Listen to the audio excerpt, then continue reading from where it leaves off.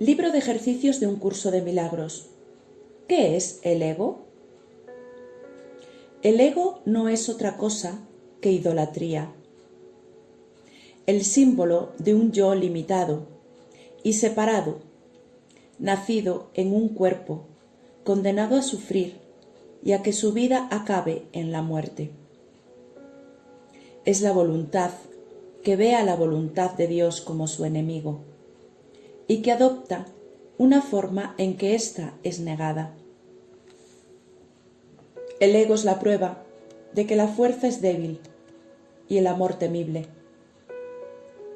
La vida en realidad es la muerte y sólo lo que se opone a Dios es verdad.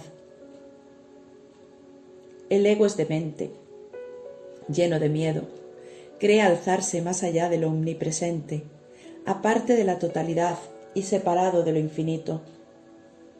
En su demencia cree también haber vencido a Dios mismo, y desde su terrible autonomía ve que la voluntad de Dios ha sido destruida.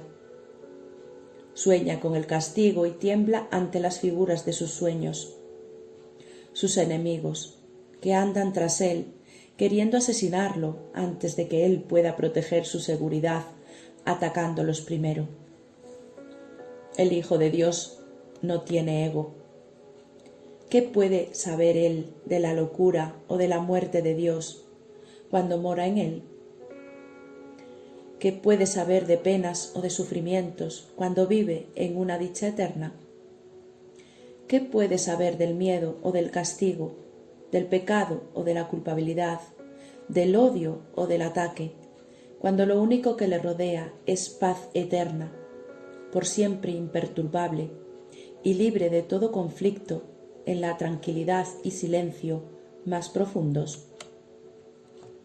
Conocer la realidad significa no ver al ego ni a sus pensamientos, sus obras o actos, sus leyes o creencias, sus sueños o esperanzas, así como tampoco los planes que tiene para su propia salvación y el precio que hay que pagar por creer en él.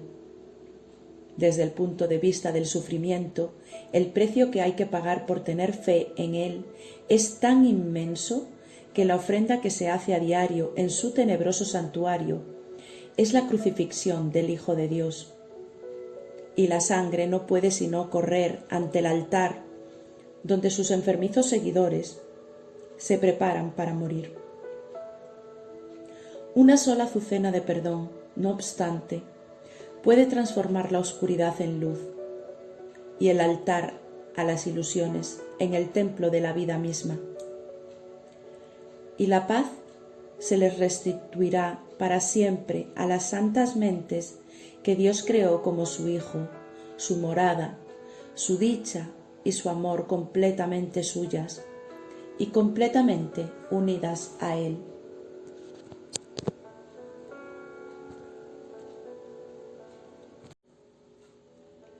Lección 331 del libro de ejercicios de un curso de milagros. El conflicto no existe, pues mi voluntad es la tuya. Padre, qué absurdo creer que tu Hijo podía causarse sufrimiento a sí mismo. ¿Cómo iba él a poder planear su condenación sin que le hubiera provisto de un camino seguro que lo condujese a su liberación? Me amas, Padre, y nunca habrías podido dejarme en la desolación, para morir en un mundo de dolor y crueldad. ¿Cómo pude jamás pensar que el amor se había abandonado a sí mismo? No hay otra voluntad que la voluntad del amor. El miedo es un sueño y no tiene una voluntad que pueda estar en conflicto con la tuya. Estar en conflicto es estar dormido.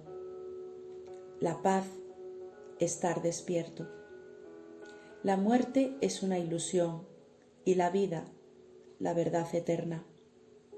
Nada se opone a tu voluntad. El conflicto no existe, pues mi voluntad es la tuya.